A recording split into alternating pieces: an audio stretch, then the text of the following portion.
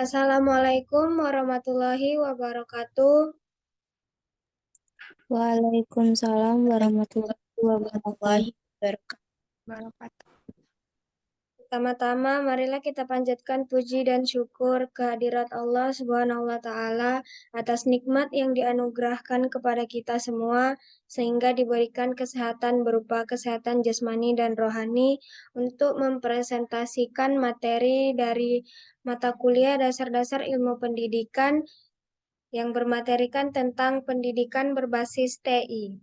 Kami dari kelompok 10 yang beranggotakan dari Eva Nurjana, Juliana Koto, Saskia Sakinatul Kolbi, dan Tiara akan mempresentasikan materi pendidikan berbasis TI.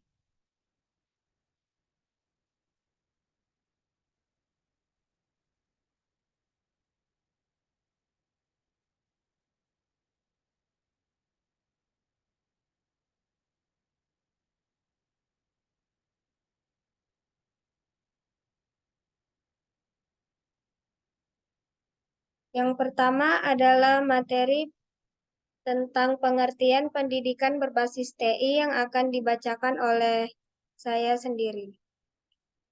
Pendidikan berbasis TI adalah suatu sistem pendidikan di mana proses belajar mengajar berlangsung dengan memanfaatkan sarana teknologi informasi dan komunikasi. Dalam sistem ini, interaksi antara pengajar dan peserta didik tidak harus saling bertatap muka atau bertemu secara fisik, seperti halnya dalam sistem pembelajaran konvensional. Namun, mereka bertemu dalam ruang teknologi informasi internet dengan memanfaatkan suatu media yang disebut dengan komputer. Satu hal yang harus diingat, apapun bentuk yang diambil dari pendidikan berbasis TIK ini harus tetap mengacu pada tujuan utama, yakni memperbaiki secara signifikasi kualitas belajar dan pembelajaran, juga meningkatkan literasi teknologi informasi. Ciri pokok dari belajar pendidikan berbasis TIK ini adalah suatu proses perubahan tingkah laku yang terjadi karena adanya usaha yang disengaja dan direncanakan, sehingga seorang yang belajar akan mendapatkan kecakapan sikap, kebiasaan, kepandaian, pengetahuan, serta keterampilan. Proses belajar yang berlangsung di dalam kelas sebenarnya banyak melibatkan aktivitas siswa. Materi yang kedua akan dibacakan oleh Eva.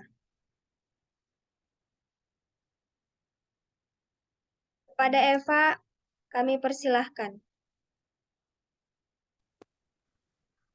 Baiklah, terima kasih moderator. Di sini saya akan melanjutkan materi tentang sistem pendidikan berbasis TI. Ada dua metode sistem pendidikan berbasis TIK, yaitu pembelajaran tidak sinkron. Pada model tidak sinkron, proses pembelajaran berlangsung di mana antara pengajar dan peserta pembelajaran dilakukan pada waktu yang berbeda. Yang kedua, pembelajaran sinkron. Pada model sinkron, proses pembelajaran dilakukan secara bersamaan, terjadi interaksi dua arah antara pengajar dan peserta pembelajaran.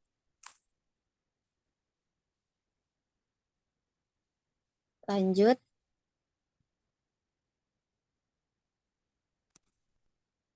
Baiklah, materi yang ketiga akan dibacakan oleh Tiara Susanti. Kepada Tiara kami persilahkan. Baiklah, saya akan menjelaskan bagian C, yaitu media pembelajaran berbasis TI. Pada pembelajaran berbasis TI, tidak dapat dipisahkan dari peran teknologi informasi dan komunikasi sebagai media dalam pembelajaran. Beberapa media yang dapat digunakan dalam pembelajaran berbasis TI adalah: 1. Internet. Internet adalah media sesungguhnya dalam pendidikan berbasis TI, karena dari perkembangan internet kemudian muncul model-model e-learning, distance learning, web-based learning, dan istilah pendidikan berbasis TIK lainnya. Internet merupakan jaringan komputer global yang mempercepat akses dan distribusi informasi dan pengetahuan, sehingga materi dalam proses belajar mengajar selalu dapat dipengaruhi. Sudah seharusnya dalam penerapan pendidikan berbasis TIK tersedia akses internet.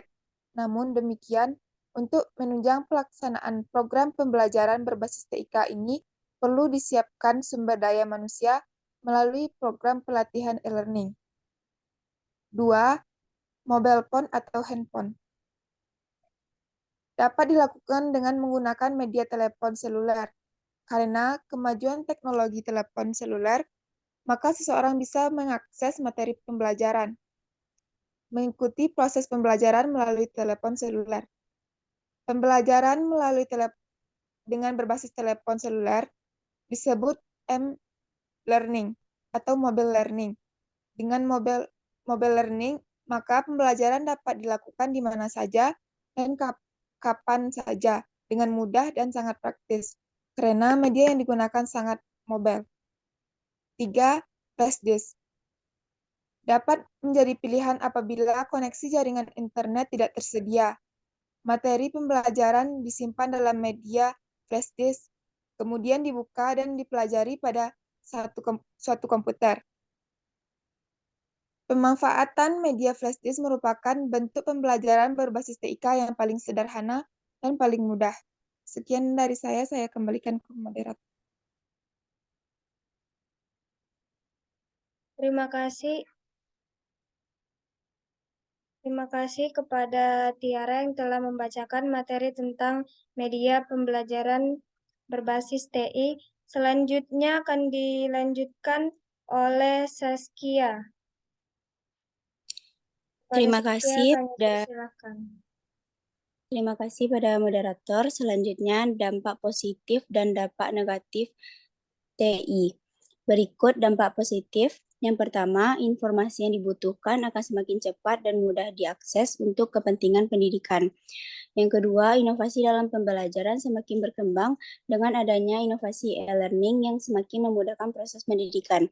Yang ketiga, kemajuan TIK juga akan memungkinkan berkembangnya kelas virtual atau kelas yang berbasis telekonferensi yang tidak mengharuskan sang pendidik dan peserta didik berada dalam satu ruangan.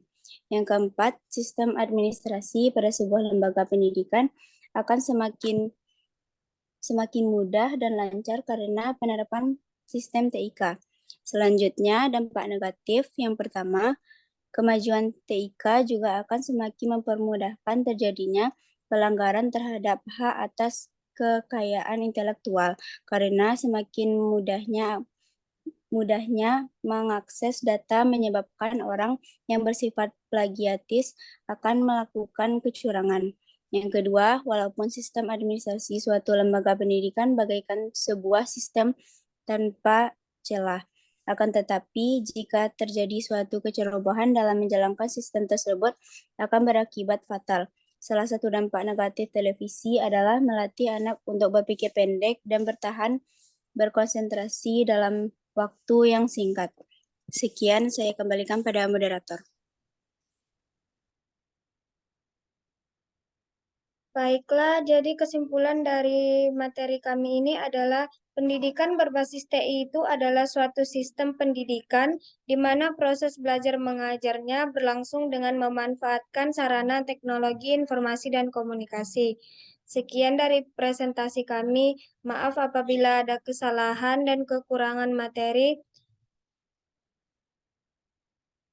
Dan kami sudahi dengan wabillahi taufik wal hidayah. Wassalamualaikum warahmatullahi wabarakatuh.